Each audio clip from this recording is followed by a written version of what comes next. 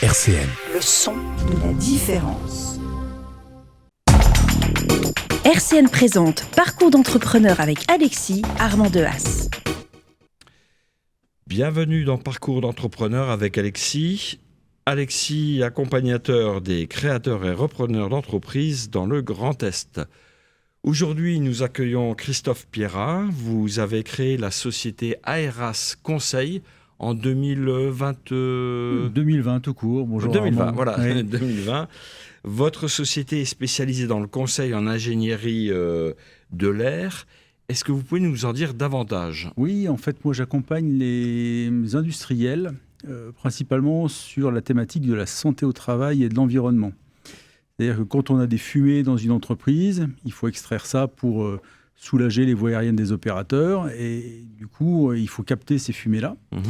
Et après, quand on a un changement de matrice, on passe à l'extérieur, parfois on a un problème environnemental. Donc il faut aussi traiter les fumées. Donc j'ai cette double casquette.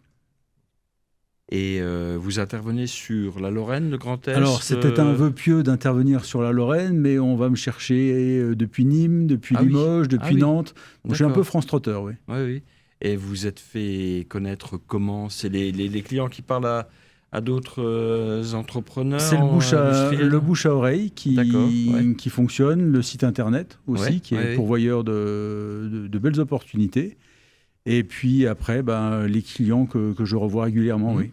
Vous travaillez seul ? Vous avez des collaborateurs ? Alors, je travaille seul et parfois je fais appel à un confrère qui est auto-entrepreneur et c'est ma variable d'ajustement pour le moment, quoi. D'accord. Et vous traitez avec surtout des industriels ou des gens du...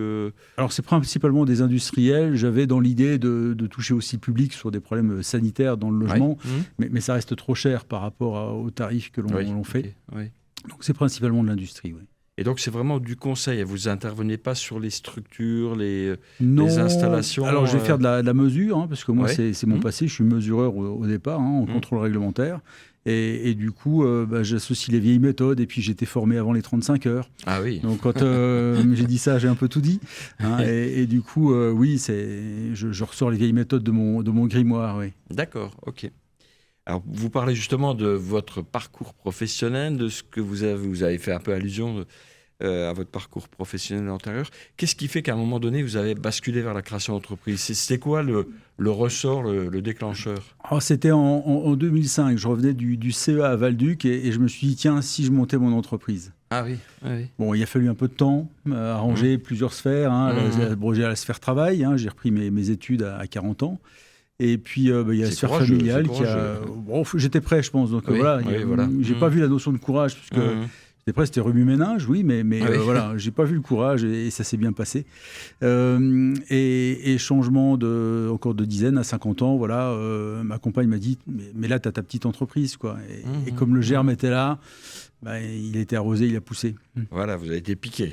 Oui, puis après, c'est contagieux, puisque ma compagne s'est mise aussi à l'entrepreneuriat, donc voilà, ça bouge. D'accord.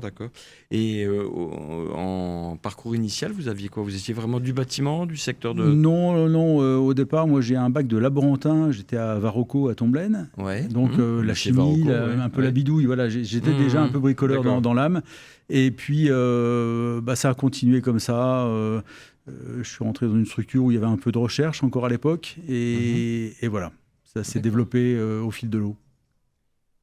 Quelles sont vos plus belles réussites, celles dont vous êtes vraiment fiers ? Vous dites, ça y est, j'y croyais pas, mais ça a marché ou... Alors les premiers contrats, c'est toujours surprenant parce qu'on est en plein doute au départ, on a peur de son ombre. Et du coup, les belles réussites en local, faire un plan de surveillance pour le bassin de Pompée, par exemple, chez Kroll-Mefcan. Qui fabrique des canettes. Des canettes, Et puis après... en aluminium. C'est de voir l'étonnement aussi de mes clients quand je leur dis je vais faire ce montage-là. Et quand j'arrive, vous l'avez fait.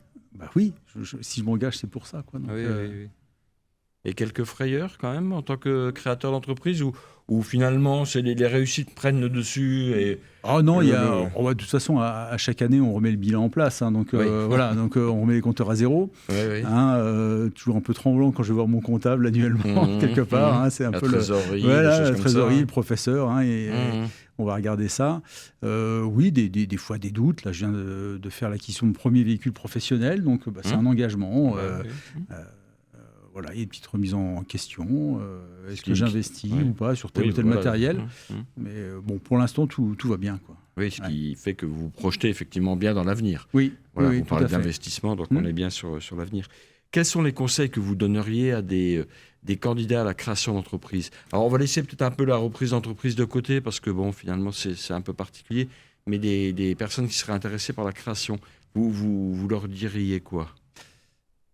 D'oser, déjà. Ne pas avoir peur, comme je disais, de son ombre. On peut avoir des doutes, on peut avoir la cape de l'imposteur. C'est normal, c'est légitime, plutôt que d'être fonceur. Ou là, finalement, ce serait peut-être un candidat qui me ferait peur. Mais vraiment d'oser, de croire en ses rêves et puis de se lancer, quoi. Bien sûr, on marche sur deux jambes, donc il faut qu'il y ait un équilibre familial et professionnel. Et puis à un moment donné, on se lance et quand tout est en accord, tout est orchestré, oui, ça... Donc oser et bien être sur un équilibre familial et professionnel. Oui, ça c'est important. Il ne faut pas être complètement déstabilisé. Non, on ne peut pas marcher sur une jambe, c'est compliqué. D'accord. Ok, écoutez, merci beaucoup pour tous ces bons conseils.